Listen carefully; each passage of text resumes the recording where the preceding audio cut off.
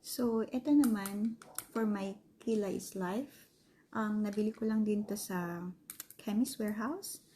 Mura lang siya, I don't know, I forgot, but wala pa siyang $20, ganun. So, B Pro Eyebrow Kit siya. Ayan.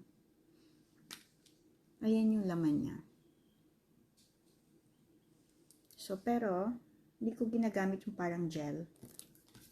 Kasi, hindi ako sanay. So, ayan. Ito naman yung, ano natin, binili ko to sa, yung anak ko pala ang bumili nito, sa Mecca. So, ayan. Ganyan lang. Simple makeup for a daily, daily use / for event na din. Siyempre, pag big event, nagpapa-makeup talaga ako dun sa friend namin kay Jason. So, yan.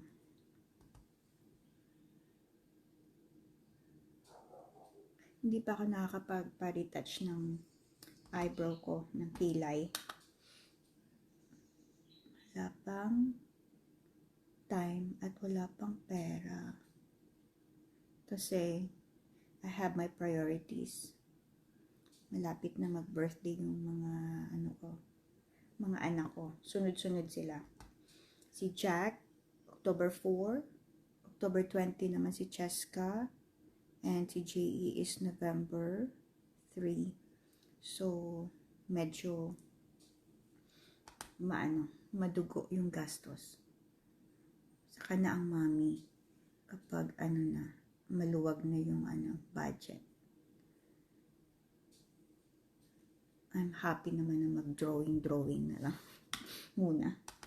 Kasi nag-fade na yung yung pagpaano ka ng kilay. That was 3 years ago. Pandemic ako nagpaano ng kilay ko eh. And since then, hindi na ako nakapagpa-retouch. Kahit nung umuwi ako sa Philippines nung this past few months lang, hindi pa rin ako wala akong time magpaano ng kilay ko kasi ang dami namin ginawa. Tsaka wala ako sa mood din magpaano kasi syempre, iba yung reason ng pag-uwi ko dun eh. Hindi para mag-relax.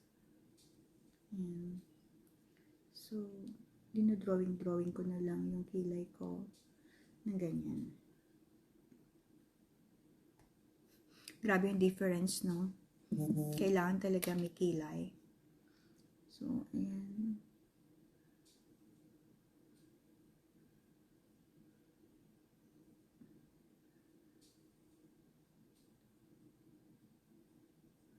So, quiet muna tayo habang nagkikilay kasi para mag-concentrate tayo.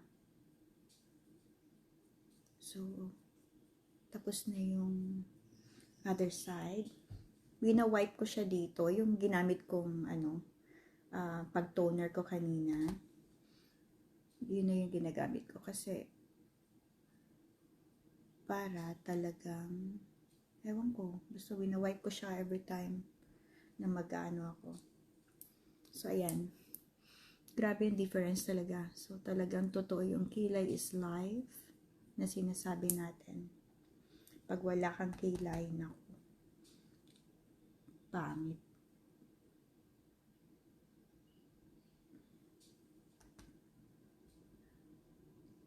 So, ayan. Nauubusan ako ng sasabihin. Actually, kailangan ko mag-concentrate pag nagkikilay ako. Ayoko na nagsasalita kasi kailangan mag-concentrate tayo eh. Diba? Siguro kahit kayo din, pag nagkikilay kayo, ayaw nyo masyadong nagsasalita. Yung di tayo ma-distract. Ay, nako, mali. It's okay. We can fix it.